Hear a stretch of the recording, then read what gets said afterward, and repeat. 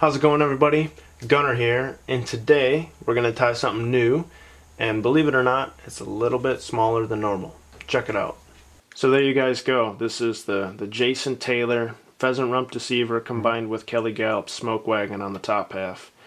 And you just have this perfect 2.5 inch, 2 inch, 3 inch. You can tie it, anywhere in that size range that the pheasant's going to allow you to. Perfect mottled belly, all natural, dark back, eye spots right at the front with an indestructible epoxy head, tied on a tried and true thick wire hook for predator fishing. So something that's missing from my fly tying kind of arsenal is smaller flies. I tend to fish the big end of the spectrum. And what's interesting is if you look at and I just mean like if you have a sculpin and your sculpins get 5 inches, then I tie a 5-inch fly. If you have darter and they get 4 inches, then I tie a 4-inch fly. Like, I tend to fish the adult size. And there's good reason for it, especially when you're trying to smack flies and get reactionary strikes and kind of get a almost like a intrude, run away, startle a big fish, get a fight or flight mechanism response. There's good cause for it. But if you look at a lot of ways that fish reproduce, the most common is kind of in a pyramid hierarchy, where you have, let's say, 100,000 little fry, and then about 10% make it to juveniles. So you got about 10,000 juveniles, and then about 10% make it to adults, and you have just 1,000 adults. And so if you look at that pyramid, there's a lot more smaller fish. That's just the way it works. And one of the things in my river is I have these little tiny coffee-colored tannic baitfish. I don't know what they are, and they are prolific, and I don't have anything to imitate them. Now, when I was in New Jersey this fall, Jason Taylor showed me this fly called the Pheasant Rump Deceiver that he ties, and I was like, what's pheasant rump? And so he showed me what pheasant rump was, and for the past 2 months, I've been just diving into pheasant. And we have a crawfish, we got a little bugger jig, we got a crawfish jig. I'm going to show you guys this really simple baitfish pattern. It's a variation on the Jason Taylor Pheasant Rump Deceiver combined with Kelly Galloup Smoke Wagon, and it just uses 100% pheasant. That's it. It's a really cool fly. And then I'm going to show you guys how to tie a sculpin version of that, kind of like a bulkhead muddler version of this same fly. So what you need is just a pheasant. Now, I'm going to use some marabou, which kind of comes from this underside right up here. You can just use any marabou. You can use turkey marabou, whatever you have. You can buy the quill blood marabou. It doesn't matter, but I'm going to find my marabou on the hide. Now, the reason why I mention that is because if you don't want to go buy a full pheasant hide, you can buy these really cool patches from Hairline that are just pheasant rump patches. And the reason I mention it is because the quality on these is unreal. And you can get it dyed yellow and black and olive and natural, right? Like, it's really cool. So you can just take those patches, save a bit of cash, and then use whatever marabou you want to countershade the fly. You have a wicked cool fly, and you're not going to waste necessarily all of these feathers. So I just thought I'd mention that. And so just one more thing before we jump into this. I'm going to carry just some full pheasant capes. I'm also going to carry these patches and the dyed patches on my website, so you can check those out, because I've already had a lot of questions on where to find pheasant capes. So I'll provide that for you guys with the hooks that I'm going to use, so you can go and check that out under the material kit header. If you're a fly shop, shop local. If you guys have a local fly shop, go in and bug them and be like, yo, do you guys have pheasant capes? Do you have pheasant rump patches? And make them carry this stuff. But if you're a fly shop, those patches are wicked cool. I'd really recommend you carry these. These are nice. So we're going to dive in. This is a size 6 Ahrex saltwater streamer hook. I want a real hook on this fly because there's a good chance that this pattern to me is a picture perfect kind of stickleback imitation, and you could definitely tie it with like a little bit of yellow on the other side with like an orange hot spot. You could make a wicked cool stickleback. If you're going to go like Iceland or something like this, you want a real hook. If you're going to stick a trophy trout, you want a real hook. If I'm going to stick a 20-inch smallmouth, I want a real hook, right? So we're going to use a saltwater series size 6 instead of some thin wire, kind of wet fly style hook. And then I'm going to come in with 6 1,007-inch monofilament. You can use whatever thread you like, but the really nice thing about the mono is that it's round and it really bites into the hackle stems. So you don't get a lot of slippage or breakage or anything. It just really grips the hackle stem. So we're going to use that. It's also low build, and you're going to see when we get to the head, you're going to need some sticker eyes. These are 3/16 of an inch diameter sticker eyes. And what's cool is we're going to take that mono and we're literally going to tie over the eye. We're going to tie the eye in place. But because the mono's clear, you can't see it. And then when we put the epoxy head on it, it more or less disappears and you have permanent fixed eyes that can't fall off. So let's jump in. So I'm just going to start my thread, build a little thread base and wrap back to my hook point. Now, I mentioned earlier that I'm going to do a pheasant rump deceiver tail. And when I say deceiver, I'm kind of referring to lefty's deceiver. We're going to pair up some hackle stems here on the tail. And the profile's not perfect because the hackles, if you look at a rump feather, they tend to be pretty wide. If you look way up here, these hackles tend to be pretty wide. And so you're not going to get this really nice low profile sleek silhouette. But what's really cool is that big broad feather catches a lot of current. You'll see in the swim tank, which it's not the best way to test a fly, but it's really cool to see just how they swim. But you'll see the tail really just kind of, it's like a rudder on the back of that thing, and it really drags the fly around. It creates a really cool movement on the swing. Now if you wanted, you could come in with just some rooster hackles and some nice kind of like an olive brown gingery cape or something like that, and put a low profile deceiver tail if you want to get a little bit of a different silhouette. But I'm going to come in, I'm going to choose 2 long pheasant rump feathers, and I'm just going to pair them up and tie them in kind of in a deceiver style. So that's more or less going to be my tail, and I'm just going to take these, and I want the stem to be a little bit fatter, so I'm going to come up. You can see where it got kind of marabou-y on the texture, and you can see just how fat and thick that stem is. And that fat, thick stem is just going to help me secure this to the hook so that the fly is vertical. The feather's vertical. So you can see the stem, it's already compressed a little bit. I'm going to take my scissors and I'm just going to pinch that. See, it's just pinched in my scissors. And it's going to give me a nice fat vertical surface so that when I lash that to the side, it stays on the side. And this really thick stem right here, it's going to help stop that from being able to foul at all. Twist it on me a little bit.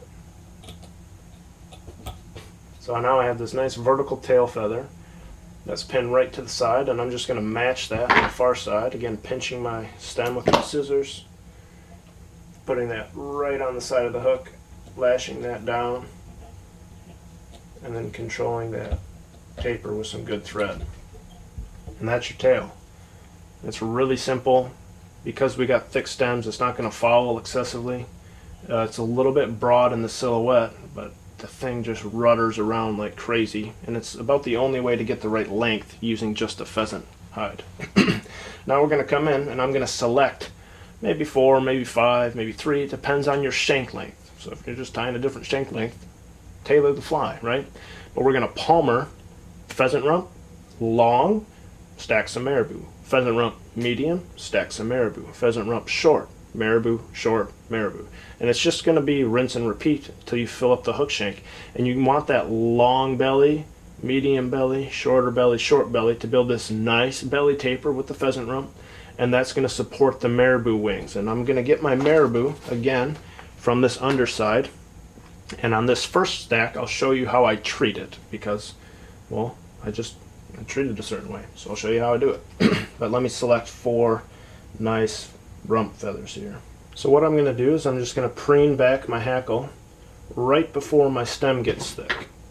That's where I'm going to cut that. Then I'll just pull off some hackle stems so that I have a nice bare stem here. Now I like to figure eight my hackle, and what I mean is I'll put my hackle stem on top. You can see it's at a nice angle, and I'm going to cross my thread over. Now my thread's behind the feather, and then I'll bring it back over the top. And that creates literally a figure 8 over top of the hackle. Then I'll just lock my thread in with 2 half hitches. The reason why that's relevant is because you can see my hackle stem sticks kind of 90 degrees out from my hook shank. And so when I go to palmer this, it's going to allow me to turn that hackle without that hackle stem twisting and going a different direction. So you're never going to see me go to palmer it and the hackle stem twists and then I have to go the other way. Now, technically, you'd be better off tying in the figure 8 on the underside, not the overside. because the way I do it, I bend that hackle stem 90 degrees over itself. But it doesn't quite matter because my stems are flexible enough that they don't break. If you were to do that with a really thick stem, it'd crack on you. But I don't like the underside because I can't see what the heck I'm doing when I try to do it on the underside. And then that hackle stem is palmered forward, and then I take the thread all the way back to where it's tied in, so there's no exposed stem. You just maximize that durability. And then there's no tricks to this. We're just going to build bulk the old-fashioned way, which is density. You're going to take a feather and a feather and a feather and a feather, and all of them are going to add up to create a nice silhouette. There's not going to be any illusion of bulk or anything like that. And to be honest, I don't need it, because I'm going to be fishing this on probably a 6-weight or something, so this will be a nice light fly no matter what you do to it. Now I'm going to come in with some marabou, and the marabou is not designed to be this long winging material. And I don't like when marabou lays, if you were to stack it like this, I don't like that all these tips end at the same place. I hate that. That drives me crazy. I don't like clean lines like that. What I want to do is I'm going to take this and I'm just going to preen it off my stem. Just like this. And it's going to naturally just kind of taper all these fibers. And you might lose some, and that's okay, because you don't need it to be super dense. And I'll come and cut that vertically. Get a nice loose turn over top of that. Kind of fan it around with your thumb so that it veils the back. You can even pull it to a side, but don't pull it out of your thread wraps. And then lock it down. And I'm just going to do that probably 3 times. You don't want to overdo it or else you'll get a pretty fat, big, thick silhouette. But I'll probably do that 3 times for the whole fly. So that's how I treat the marabou. That's how I treat the hackles. Let's get to the hook eye.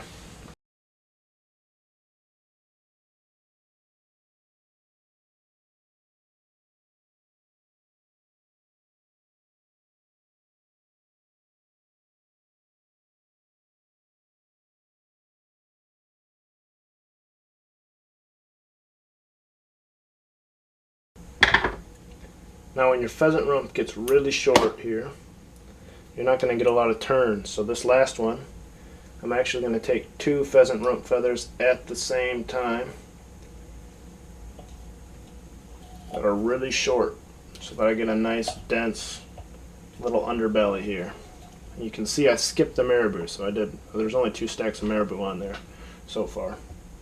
So I'm just going to try to pair these up. That'll work.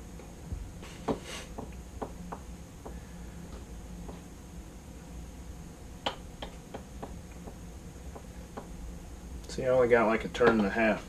So you're using 2 hackles right there. It's going to give you a nice full underbelly.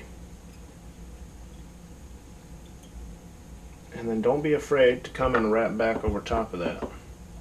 And I'll show you why here in a second, but that's where we're going to tie our eyes in. So I'm going to come in with 1 final marabou stack here. And don't be afraid to make it nice and short. That's a little sparse. I need some more. Don't be afraid to make that sucker nice and short.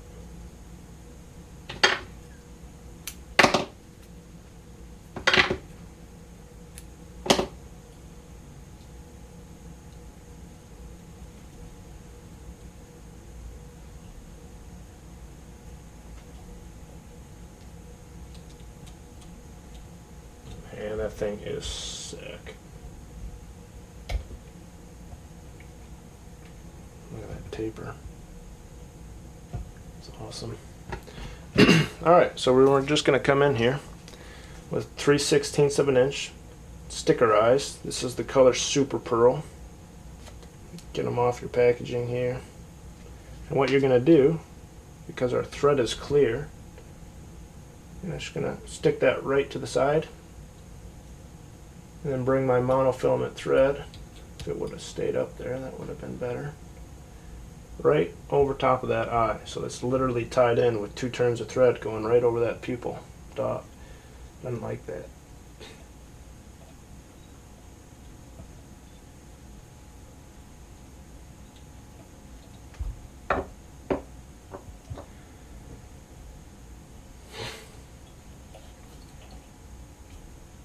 So those eyes are tied in place. Now ideally, ideally. That would have looked a little cleaner. You only need 1 or 2 turns over each just to hold them in place, because we're going to take a full epoxy head and put an epoxy head over top of that. But you'll see here that even with that, you know, this one has like 7 turns of mono on it, and this one has quite a few too, that even with all that mono, it'll just go completely clear the moment that that gets covered with epoxy. Now you guys can come in, if you have it, with, you know, your favorite brand of UV resin, right? I want to show you guys the more accessible and easy way, because the truth is I think everybody should struggle with 5-minute epoxy before you can upgrade to UV resin. Now this is a really easy, you know, just put some UV resin on it, hit it with a torch, you're done in 30 seconds. That's what UV resin's for, being done in 30 seconds. But you can take 5-minute epoxy, which is just 2-part epoxy right here, and you can find it at literally any hardware store on the planet. You can even find it at places like Walmart. Like anything with an automotive department, anything like that is going to have a row of glues and they'll have 5-minute epoxy. You might even be able to find it at craft stores and everything. And this is the, you know, the cheap, easy, accessible, everybody has access to it. Although you are going to benefit from a rotary vise. You can just rotate the fly in your hand once you get it on there. But this is definitely nice to have a rotary vise to do something like this. But what you're going to do is you're just going to mix that. You better mix it in equal parts. You want it 50-50. And I just have it here on a yellow notepad, right? And this stops, you know, it's just when it's done, I just rip it off and I have a nice clean new one. Really easy. And I'm going to mix it really, really slow so that I don't get any air bubbles. You don't want to be whisking around here and filling that thing with a bunch of air pockets, because you won't get a clean head. Aside from that, you got 5 minutes here, and I have a little bit more because my basement's really cold and it's really dry. But you got 5 minutes, and I'd really recommend you spend about 3 of them mixing this, because it doesn't take more than, you know, 20 seconds to get this stuff on the head. And the only thing you got to watch out for is make sure that you hold your marabou wing down, because the 5-minute epoxy, when you're applying it, it's tacky. And it'll grab that marabou and mess it all up. So make sure you got that grabbed. And I'll show you here because I'm mixing. Alright, she's ready to go. So I'm just going to take a little dollop here on my bodkin. It's quite a bit. And I'm just going to hit it on the eye. Drag it over that head. Make sure I'm holding down my marabou wing. Take another little dollop.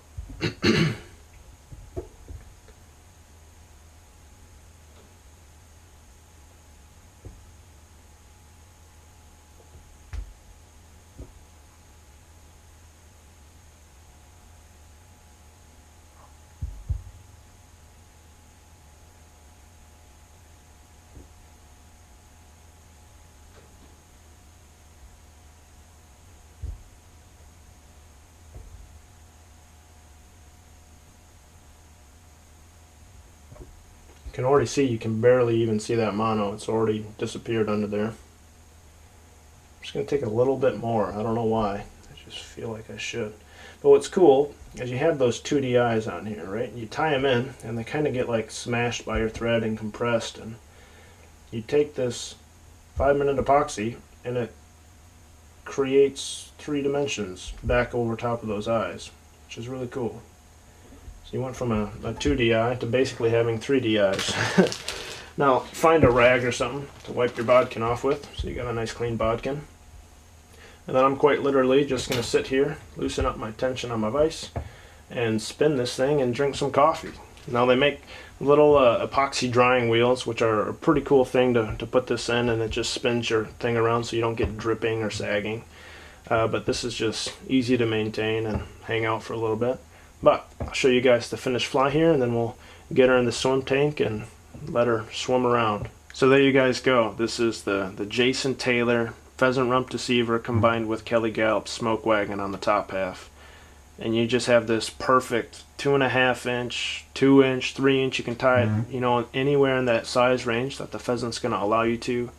Perfect mottled belly, all natural, dark back, eye spots right at the front with an indestructible epoxy head tied on a tried and true thick wire hook for predator fishing.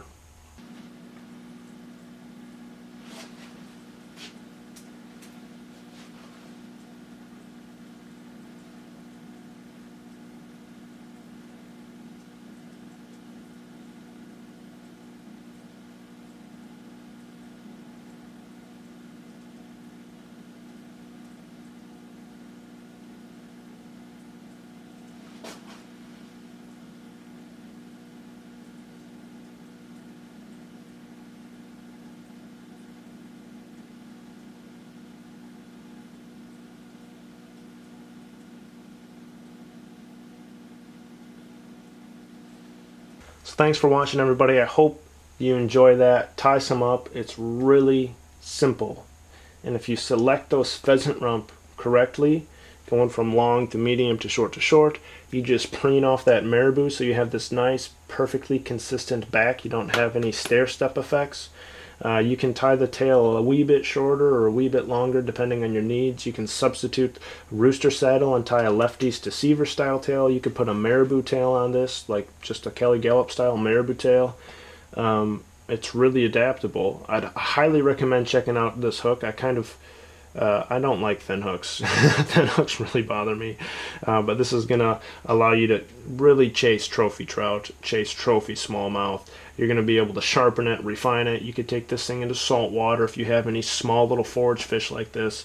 And with that epoxy head, I can stick 100 fish on this fly and it's going to still be fishing, right? Because I can just rehone that hook and it's never going to bend out or break or do anything. But yeah, it's a wicked cool pattern. It's really simple, and it's something that's missing from my arsenal. So I hope you like it. Hope you check it out. Up next is literally going to be the Sculpin version, which is the same with a muddler head. So check it out, and thanks for watching.